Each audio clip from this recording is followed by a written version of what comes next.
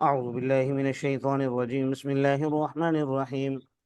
ومن يسلم وجهه إلى الله وهو محسن فقد استمسك بالعروة الوثقى وإلى الله عاقبة الأمور. ومن كفر فلا يحزنك كفره إلينا مرجعهم. اس ساتھ ہی اپنا مائک بند کر لیں. إلينا مرجعهم فننبئهم بما عملوا إن الله عليم بذات الصدور. صدق اللہ العظیم. اور جو شخص اپنے چہرے کو جھکا لے اللہ کے سامنے اس حال میں کہ وہ محسن بھی ہو، تو یقیناً اس نے بالعروۃ الوثقی مضبوط کڑے کو تھام لیا اور اللہ ہی کی طرف لوٹتے ہیں تمام امور کا انجام. اور جو شخص کفر کا راستہ اختیار کرتا ہے فلا يحزن کا کفر، آپ صلی اللہ علیہ وسلم کو تسلی دی جا رہی ہے کہ اس کا کفر کرنا آپ کو غم میں مبتلا نہ کرے. الینا مرجعہم، ہماری طرف ان سب کا لوٹنا ہے. پھر ہم فننبئہم بما عملوا، پھر ہم ان کو بتلائیں گے وہ اعمال جو وہ کیا کرتے تھے. یقیناً اللہ تو دلوں کے بھید بھی جانتے ہیں. شروع صورت میں آپ حضرات نے پڑھا تھا، میں دکھا بھی دیتا ہوں کہ فرمایا کہ یہ قرآن ہم نے نازل کیا، حکمت بھری کتاب کی آیات ہیں، ہدی ورحمۃ للمحسنین. یہ آیات اس انسان کے لیے ہدایت اور رحمت کا باعث بنتی ہیں جو محسن ہو. پھر وہاں کچھ محسنین کی صفات بھی بیان فرمائی تھی. تو آج کے سبق میں پھر محسن کا ذکر ہے. گویا محسن وہ انسان ہے جو اللہ کے احکام کے سامنے اپنا سر خم تسلیم کر لے. یہاں چہرے کو جھکانے سے مراد صرف نماز میں اپنی پیشانی کو جھکانا نہیں ہے، بلکہ یہاں پر اس سے مراد اللہ کے ہر حکم میں، اللہ کے ہر حکم پر اور تمام اعمال میں اپنے خواہشات کو دبانا اور اللہ کے حکم کو مقدم رکھنا، یہ ہے وَمَن يُسْلِمْ وَجْهَهُ إِلَى اللَّهِ وَهُوَ مُحْسِنٌ. اور عروۃ الوثقی سے مراد بھی یہاں پر دین اسلام. اس نے دین اسلام کو گویا مضبوطی سے پکڑ لیا. اب اس کے بھٹکنے کے چانسز بہت کم ہیں. اور بالآخر جو انجام ہے، کفر ہو یا ایمان، نیکی ہو یا بدی، اچھا انسان ہو یا برا، بہرحال اللہ ہی کی طرف تمام کا انجام لوٹتا ہے. ایک حدیث مبارکہ میرے ذہن میں آ رہی ہے، آپ صلی اللہ علیہ وسلم نے ارشاد فرمایا کہ اگر تمام دنیا کے لوگ کسی نیک آدمی کے دل پر جمع ہو جائیں تو اللہ کی ملکیت میں ذرا برابر بھی اضافہ نہیں ہوگا. اور اگر تمام لوگ کسی فاسق و فاجر آدمی کے دل پر جمع ہو جائیں تو اللہ تبارک و تعالیٰ کی ملکیت میں کسی چیز کی کمی واقع نہیں ہوگی. اس کی بادشاہ جس طرح ہے اسی طرح رہے گی. تو گویا معلوم یہ ہوا کہ ہمارا اچھا یا برا ہونا، اس کا تعلق ہمارے اعمال کے ساتھ ہے اور ہمارے نفع اور نقصان کے ساتھ ہے. اللہ کا اس میں کوئی نفع یا نقصان نہیں ہے. باقی قرآن کا یہ اسلوب ہے، انداز بیاں ہے کہ جب کہیں سوال پیدا ہوتا ہے تو اگلی آیت میں اس کا جواب دیتے ہیں. جب کہیں نیکوکار کا ذکر کرتے ہیں تو وہاں بد کردار کا ذکر بھی ہوتا ہے. جہاں اہل جنت کا ذکر کیا جاتا ہے تو وہاں عبرت کے لیے اہل جہنم کا تذکرہ بھی ہوتا ہے. تو اب ذہن میں سوال پیدا ہوتا ہے، ان اللہ علیم بذات الصدور، اللہ جب دلوں کے بھید بھی جانتے ہیں پھر کیا وجہ ہے کہ پکڑتے نہیں ہیں؟ پھر تو کوئی انسان کوئی برا عمل نہ کر سکے، اللہ کی پکڑ آ جائے اس پر فوراً. فرمایا بات یہ ہے، نمتعہم قلیلا، کہ ہم ان کو خود نفع اٹھانے دیتے ہیں. ہم نے خود ان کو نفع اٹھانے دیا ہے یا اٹھانے دے رہے ہیں، کیونکہ نمتع مضارع کا صیغہ ہے۔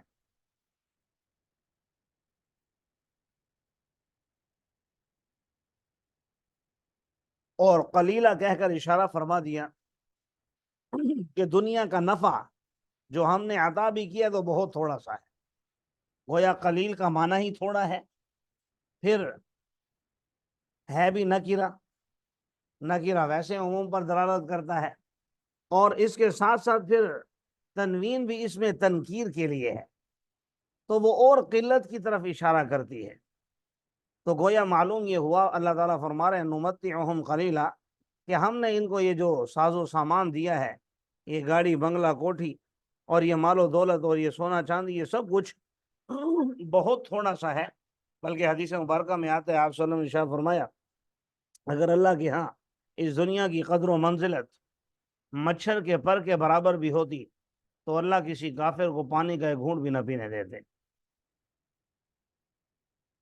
تو اللہ تبارک و تعالیٰ کے ہاں اس کی کوئی قدر و منزلت نہیں ہے، اس لیے اللہ تبارک و تعالیٰ دنیا میں کافروں کو عذاب فرماتے ہیں۔ بلکہ خود حضور نے فرمایا الدنیا سجن المؤمن و جنت الکافر، کہ مومن کے لیے قید خانہ ہے اور کافر کے لیے جنت ہے۔ جی، تو نبی کریم صلی اللہ علیہ وسلم ایک مرتبہ تشریف لے جا رہے تھے، تو راستے میں صحابہ بھی ساتھ تھے، راستے میں دیکھا کہ ایک کان کٹا بکری کا مردار بچہ پڑا ہوا ہے۔ تو آپ نے فرمایا تم میں سے کون یہ 1 درہم کے بدلے میں یا 2 درہم کے بدلے میں خریدے گا؟ تو غالباً حدیث کا مفہوم ہے، صحابہ کرام نے کہا یا رسول اللہ یہ تو کوئی مفت میں بھی نہیں لے گا۔ فرمایا جتنی قدر و منزلت تمہارے نزدیک اس کی ہے، اتنی ہی دنیا کی قدر و منزلت اللہ کے یہاں ہے۔ میں یہ باتیں اس لیے عرض کر رہا ہوں کہ آج ہماری دنیا میں، ہمارے معاشرے میں، ہمارے گھر میں، ہمارے محلے میں، ہمارے دوست احباب کے ساتھ، رشتہ دار کے ساتھ، بہن بھائیوں کے ساتھ، بلکہ ماں باپ کے ساتھ جتنے بھی جھگڑے ہیں تو دنیا کے مال و متاع کے لیے ہیں۔ حالانکہ اللہ یہ کہہ رہا ہے نمتعہم قلیلا، یہ تو تھوڑا سا سامان ہے،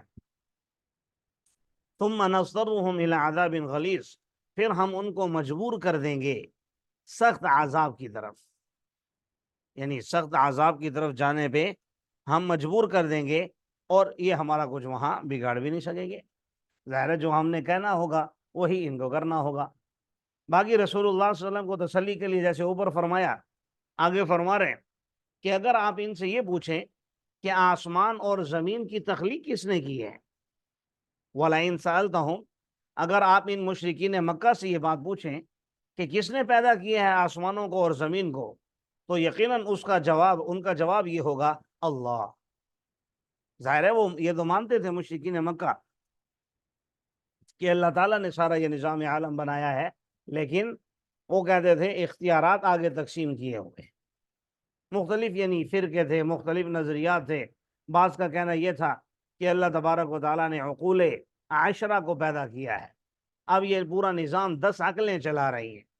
بعض کہتے تھے کہ نہیں، اللہ تعالیٰ نے یہ اختیار آگے فرشتوں کو سپرد کر دیا ہے، اس لیے بہت سے مشرک فرشتوں کو نعوذ باللہ من ذالک اللہ کی بیٹیاں سمجھتے تھے۔ آگے آپ پڑھیں گے اس حوالے سے، فرشتوں کو اللہ کی بیٹیاں مانتے تھے، اور ان کی شکلوں کے یعنی مؤنث جیسے عورتوں کے بڑی بڑی ان کے مجسمے بناتے تھے، اور ان کے پھر نام بھی رکھتے تھے عورتوں جیسے۔ تو اللہ تبارک و تعالیٰ نے اس پر خوب ان کا رد فرمایا ہے کہ یہ کیسے لوگ ہیں۔ بہرحال معلوم یہ ہوا کہ سب کچھ جانتے بوجھتے ہوئے وہ لوگ اب صرف اور صرف اپنی علم نہ ہونے کی بنیاد پر اور بغض اور عناد کی وجہ سے، ضد اور ہٹ دھرمی کی وجہ سے اللہ کا انکار کرتے تھے، اور اللہ تعالیٰ کے اختیارات کا اور معاملات کا، وگرنہ وہ سب کچھ جانتے تھے۔ اس لیے فرمایا آپ کہہ دیجئے الحمدللہ۔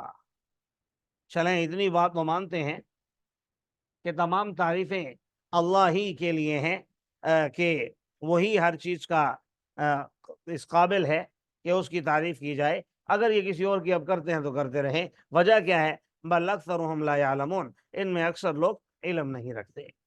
حالانکہ اللہ کی ذات آگے اللہ تعالیٰ نے اپنی قدرت کاملہ کا اظہار کیا ہے، اور فرمایا کہ اگر اللہ کے لیے اللہ کی ذات کو دیکھا جائے تو اللہ کے لیے تو وہ تمام چیزیں ہیں جو آسمانوں میں ہیں اور زمین میں ہیں. یعنی آسمان اور زمین کا اس لیے ذکر کیا کیونکہ یہ ہمارے سامنے ہے. آپ وگرنہ اس کے علاوہ بھی جتنی کائنات ہے اللہ کی ہے. تو فرمایا کہ اللہ ہی کے قبضہ قدرت میں ہیں وہ تمام چیزیں جو آسمانوں میں ہیں اور جو زمین میں ہیں. یقیناً اللہ تو بے نیاز بھی ہے، حمید قابل تعریف بھی ہے. اور اللہ کی شان تو یہ ہے وَلَوْ أَنَّ مَا فِي الْأَرْضِ مِنْ شَجَرَةٍ أَقْلَامٍ، اگر وہ تمام درخت شجرہ، وَلَوْ أَنَّ مَا، اگر وہ تمام درخت جو زمین میں ہے، اقلام قلم بن جائیں، قلم ہو جائیں. وَالْبَحْرُ يَمُدُّهُ مِنْ بَعْدِهِ سَبْعَةُ أَبْحُرٍ، اور سمندر اور اس کی امداد کریں اس کے بعد 7 سمندر اور. گویا یہ تمام کے تمام سمندر کیا بن جائیں؟ سیاہی بن جائیں. فرمایا ما نفذت کلمات اللہ، تو اللہ کے کلمات پھر بھی ختم نہیں ہوں گے. کیوں؟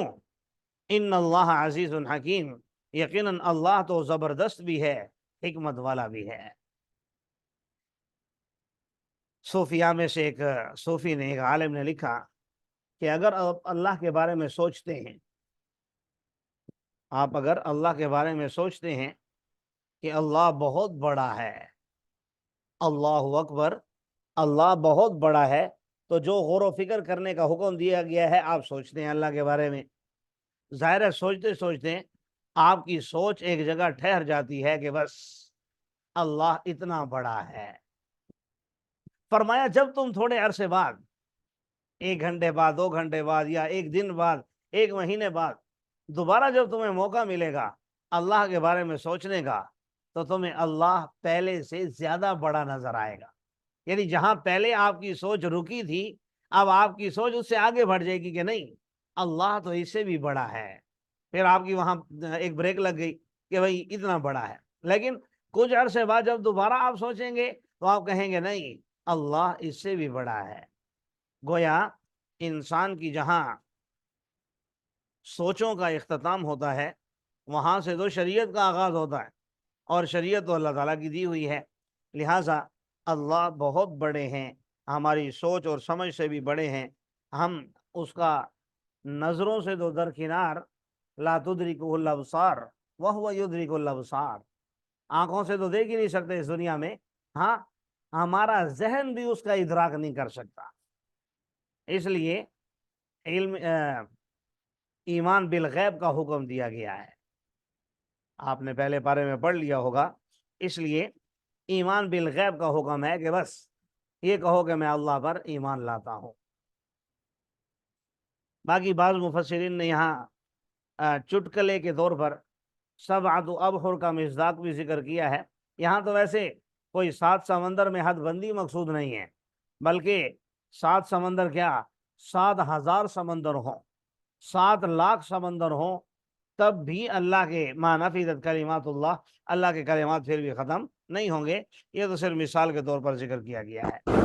اور دنیا کے سمندروں کی طرف اشارہ کرنے کے لیے تو اس لیے علماء نے لکھا، چٹکلے کے طور پر عرض کر دیتا ہوں کہ یہاں 7 سمندروں سے مراد یہ ہیں. پہلا سمندر ہے دریائے حبشہ، جو حبشہ کا دریا ہے وہ مراد ہے. اسی طرح ایک دریائے روم، سورۃ الروم آپ نے پڑھی ہے، دریائے روم. ایک ہے دریائے ہند جو ہمارا ہے. ایک ہے دریائے قلزم جس میں فرعون غرق ہوا تھا. ایک ہے دریائے چین.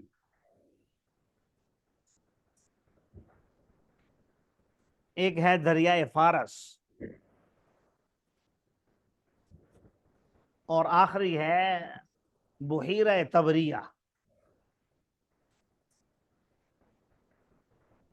جس کے بارے میں تمیم داری رضی اللہ تعالیٰ عنہ سے دجال نے پوچھا تھا.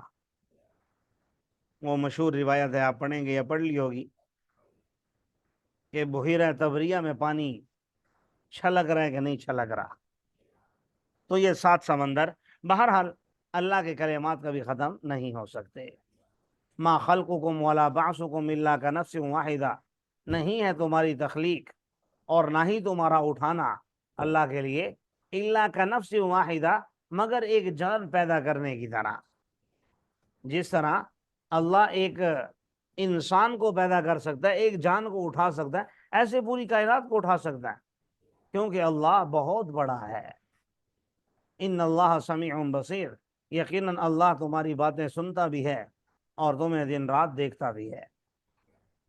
اگر تم نے اللہ کی قدرت کے مظاہر دیکھنے ہیں تو دیکھو، الم تر ان اللہ یولج اللیل فی النہار ویولج النہار فی اللیل، کیا آپ نہیں دیکھتے کہ اللہ کی ذات ہی وہ ذات ہے جو رات کو دن میں داخل کر دیتی ہے اور دن کو رات میں داخل کر دیتی۔ اتنا بڑا دن، اتنی بڑی روشنی، جسے ختم کرنا بظاہر ممکن نہیں ہے، لیکن اللہ رات لے آتا ہے، دن ختم۔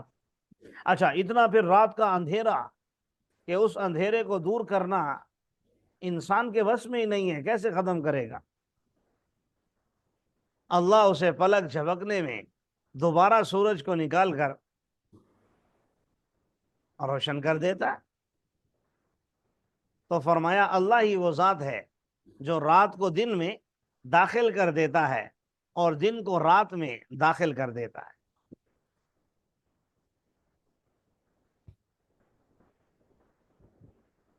اور فرمایا سورج اور چاند کو اس نے مسخر کر دیا، کل یجری الی اجل مسمى، ہر ایک چل رہے ہیں ایک مدت متعینہ تک، اور یہ کہ اللہ باخبر ہے ان کاموں سے جو تم کر رہے ہو۔ اللہ تعالی ہم سب کو اپنا استحضار عطا فرمائے، کیونکہ انسان جب بھی گناہ کرتا ہے، خواہ وہ فراڈ ہو، دھوکہ ہو، کچھ بھی ہو، صرف اس لیے کہ اسے اللہ کا استحضار نہیں رہتا۔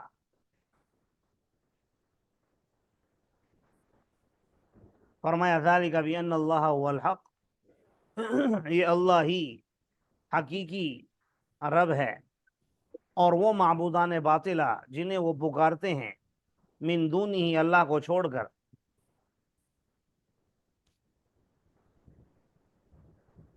وہ سب باطل ہیں۔ وَأَنَّ اللَّهَ هُوَ الْعَلِيُّ الْكَبِيرُ، اور یقیناً اللہ کی ذات بہت ہی بلند و بالا ہے، جیسا کہ میں نے عرض کیا ہماری سوچوں سے بھی بلند و بالا ہے۔